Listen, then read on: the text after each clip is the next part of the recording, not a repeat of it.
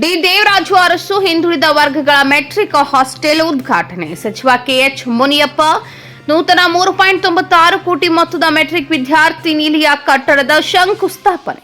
ದೇವನಹಳ್ಳಿ ವಿಜಯಪುರ ಮುಖ್ಯ ರಸ್ತೆಯಲ್ಲಿರುವ ಹಾಸ್ಟೆಲ್ ಬೆಂಗಳೂರು ಗ್ರಾಮಾಂತರ ಜಿಲ್ಲೆ ದೇವನಹಳ್ಳಿ ತಾಲೂಕು. ವಿದ್ಯಾರ್ಥಿ ನಿಲಯ ಸದುಪಯೋಗ ಪಡೆದು ಉತ್ತಮ ವಿದ್ಯಾಭ್ಯಾಸ ಪಡೆಯಿರಿ. ಹಿಂದುಳಿದ ಎಲ್ಲಾ ವಿದ್ಯಾರ್ಥಿಗಳು ಹಾಸ್ಟೆಲ್ನಲ್ಲಿ ಓದಲು ಹೆಚ್ಚಿನ ಸಮಯ ಸಿಗುತ್ತದೆ. ವಿದ್ಯಾರ್ಥಿಗಳು ಉತ್ತಮ ಫಲಿತಾಂಶ ಪಡೆದು ಡಾಕ್ಟರ್, ಐಎಎಸ್, ಐಪಿಎಸ್, ಕೆಎಸ್ ನಂತಹ ಉನ್ನತ ಹುದ್ದೆಗಳನ್ನು ಅಲಂಕರಿಸಬೇಕು. ಹಾಸ್ಟೆಲ್ಗಳಲ್ಲಿ ಗುಣಮಟ್ಟದ ಆಹಾರ ನೀಡಬೇಕು. ಇದರಿಂದ ಆರೋಗ್ಯ ಕಾಪಾಡಲು ಸಹಾಯವಾಗುತ್ತದೆ.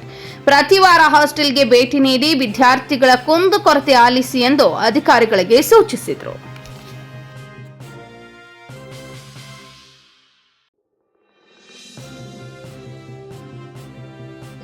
ನಂಗೆ ಹಾಸ್ಟೆಲ್ ಸಿಕ್ಕಿರಲಿಲ್ಲ. I am a medical student. ನಂಗೆ ಹಾಸ್ಟೆಲ್ ಕೊಟ್ಟಿರೋದು ನಮ್ಮ modern ma'am Sunita ma'am. Like ಇವಾಗ ನಾನು ಫಸ್ಟ್ ಇಂದ ಲಾಸ್ಟ್ ವರೆಗೂ ನನಗೆ distinction like proud of my college and my modern ma'am Sunita ma'am. Every time she will ask like ಹೆಂಗಂತ ಹೇಳ್ತಾರಂದ್ರೆ ನೀನು ಈ ತರ ಓದಬೇಕು, ನೀನು KS IPS ಆಗಲೇಬೇಕು. ನೀನು ಮೆಡಿಕಲ್ ಮಾಡೋಕ್ಕಿಂತ ಬೆಸ್ಟ್ ನಿನಗೆ KS IPS ಎಬಿಲಿಟಿ ಇದೆ, ನೀನು ಮಾಡ್ತೀಯ ಅಂತ ಡೈಲಿ ಯಾವಾಗಲೂ ಹೇಳೋರು ನನಗೆ. ನನ್ನ ಮೋಟಿವೇಶನ್ ಮ್ಯಾಮ್ ಎಲ್ಲರೂ ನೆನ್ಪಿಟ್ಕೊಳ್ಳೋದು ಕಷ್ಟ. ವುಮನ್ ಥಿಂಗ್ಸ್ ಅಂದ್ರೆ ಹೆಂಗಂದ್ರೆ ಒಬ್ಬ ಸ್ಟೂಡೆಂಟ್ ನೆನ್ಪಿಟ್ಕೊಳ್ಳೋದ್ರೆ ಎಲ್ಲ ಸ್ಟೂಡೆಂಟ್ ನೆನ್ಪಿಟ್ಕೊಂಡು ಊಟ ತಿಂದಿದ್ಯಾನಮ್ಮ, ಊಟ ಆಯ್ತಾನಮ್ಮ, ಹೆಂಗಿದ್ಯಾ, ಯಾಕೆ ನಿನ್ ಮುಖ ಸಪ್ಪಗಿದೆ, ಆ ತರ ಕೇಳೋಂತ ವ್ಯಕ್ತಿ ಮಾಮು. ನಿಜ ನಾನು ಯಾವತ್ತೂ ನಮ್ಮ ಅಮ್ಮ ಅಪ್ಪ ಮಿಸ್ ಮಾಡ್ಕೊಂಡು ಮಾಮ್ ನಾನು ವರ್ಷಕ್ಕೆ ಒಂದೇ ಸಲ ಮನೆಗೆ ಹೋಗೋದು. But thank you so much ma'am. ಸರ್ಕಾರ ಕೊಡೋ ಸವಲತ್ತುಗಳಲ್ಲಿ ಇನ್ನೂ ಅವಶ್ಯಕತೆ ಇರೋದೇನಾದರೂ ಇದ್ದರೆ ಹೇಳಬೇಕು. ಅವರು ಕೂಡ ಒಳ್ಳೆಯ ರೀತಿಯಲ್ಲಿ ಪರಿಸರ ಮತ್ತು ವಾತಾವರಣ ಮತ್ತು ಊಟ ಉಪಚಾರ ಚೆನ್ನಾಗಿದ್ರೆ ಮುಂದಿನ ಭವಿಷ್ಯದಲ್ಲಿ ಕೂಡ ಇಂಜಿನಿಯರ್ಸು, ಡಾಕ್ಟರ್ಸು, IAS, KS ಓದಬೇಕು. ಅದು ನಮ್ಮ ಮೂಲ ಉದ್ದೇಶ ಇದೆ ಸರ್ಕಾರ, ನಮ್ಮ ಮುಖ್ಯಮಂತ್ರಿಗಳಾಗಿ ನಾವು. ಅದರಿಂದ ಹಾಸ್ಟೆಲ್ ಮಕ್ಕಳು ಹೆಚ್ಚಿನ ಕಾಲ ಓದ್ಕೊಳ್ಳೋಕೆ ಅವಕಾಶ ಆಯ್ತಂತೆ ತಾಯಿ ತಂದೆ ಇಲ್ಲಿ ಕಳಿಸ್ತಾರೆ.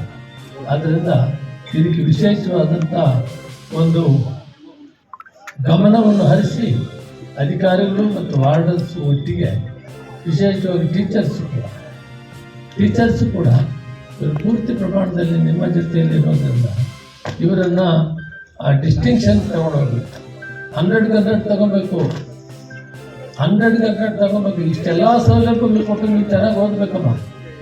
ಒಳ್ಳೆ ಓದ್ಬೇಕು, ಗುಣಮಟ್ಟದ ಊಟ ಉಪಚಾರ ಕೊಡಬೇಕು. ನೀವು ಸೂಪರ್ವೈಸ್ ಮಾಡಬೇಕು. ವಾರದಲ್ಲಿ ಪ್ರತಿ ವಾರದಲ್ಲಿ ಒಂದು ಹಾಸ್ಟೆಲ್ ಹೋಗಿ ಊಟ ಮಾಡೋರು ಅವ್ರ ಜೊತೆಯಲ್ಲಿ ಅವ್ರಿಗೆ ಏನೇನು ಕಷ್ಟ ಇದೆ, ಏನು ಬೇಕಾಗ್ತದೆ ಅನ್ನೋದನ್ನು ನಮ್ಮ ಗಮನಕ್ಕೆ ತಗೊಂಡು ನಾವು ಅದಕ್ಕೆ 2 ಸಾರಿ 3 ಸಾರಿ ಇಲ್ಲೇ ಇರ್ತೀವಿ. ಅದಕ್ಕೆ ಅವರು ಕೂಡ ಗುಣಮಟ್ಟದ ವಿದ್ಯಾಭ್ಯಾಸ ಮಾಡಬೇಕಾದ್ರೆ ಪರಿಸರ ಬೇಕಾಗಿರೋ ಸೌಲಭ್ಯಗಳು ಚೆನ್ನಾಗಿರುತ್ತೆ. ಯಾವ ಉದ್ದೇಶದಿಂದ ಸರ್ಕಾರ ಇವತ್ತು ನೂರಾರು ಕೋಟಿ ರೂಪಾಯಿ ಖರ್ಚು ಮಾಡ್ತಾರೆ ಅಂದರೆ ಆ ಮಕ್ಕಳು ಕೂಡ ಗುಣಮಟ್ಟದ ವಿದ್ಯಾಭ್ಯಾಸವನ್ನು ಮಾಡಿ ಈ ರಾಷ್ಟ್ರ ನಿರ್ಮಾಣದಲ್ಲಿ ಅವ್ರನ್ನ ತೊಡಗಿಸ್ಕೊಳ್ಬೇಕು ಮತ್ತು ಅವ್ರಿಗೂ ಕೂಡ ಸೌಲಭ್ಯ ಕೊಡಬೇಕು. ಅವರು ಕೂಡ ಉತ್ತಮವಾದಂಥ ವಿದ್ಯಾಭ್ಯಾಸವನ್ನು ಮಾಡಿ ಮುಂದೆ ಬರಬೇಕು ಸಮಾಜದಲ್ಲಿ ಅಂತ ಈ ರೀತಿ ಹಿಂದುಳಿದ ವರ್ಗಗಳಾಗಲಿ, ಅಲ್ಪಸಂಖ್ಯಾತರಾಗಲಿ, ಪರಿಶಿಷ್ಟ ವರ್ಗ, ಹಿಂದುಳಿದ ವರ್ಗಗಳಂದ್ರೆ ಬರೀ ಹಿಂದುಳಿದ ವರ್ಗಗಳ ಜನ ಅಲ್ಲ, ಆರ್ಥಿಕವಾಗಿ ಹಿಂದುಳಿದ ಒಕ್ಕಲಿಗರಾಗ್ಬೋದು, ಬ್ರಾಹ್ಮಣರಾಗ್ಬೋದು, ಲಿಂಗಾಯತರಾಗ್ಬೋದು, ಆ ಆರ್ಥಿಕವಾಗಿ ಅವರು ಕೂಡ ಇದನ್ನು ಸೇರಿಸ್ಕೊಳ್ತಾರೆ. ಅದಲ್ಲ ಸರ್ ಹೇಳ್ಬೇಕಲ್ಲ ನೀವು. Very good. ತುಂಬ ಸಂತೋಷ ಆಗ್ತದೆ. ಆ ದಿಸೆಯಲ್ಲಿ ಅಧಿಕಾರಿಗಳು ಕೆಲಸ ಮಾಡಬೇಕು ಅಂತ ಹೇಳ್ತಾ ಮಕ್ಕಳಿಗೆ ಒಳ್ಳೆಯದಾಗಲಿ ಅಂತೇಳಿ ನನ್ನ ಮಾತು ವಿರಾಮವನ್ನು ಕೊಡ್ತೇನೆ. ಜೈ ಹಿಂದ್, ಜೈ ಕರ್ನಾಟಕ.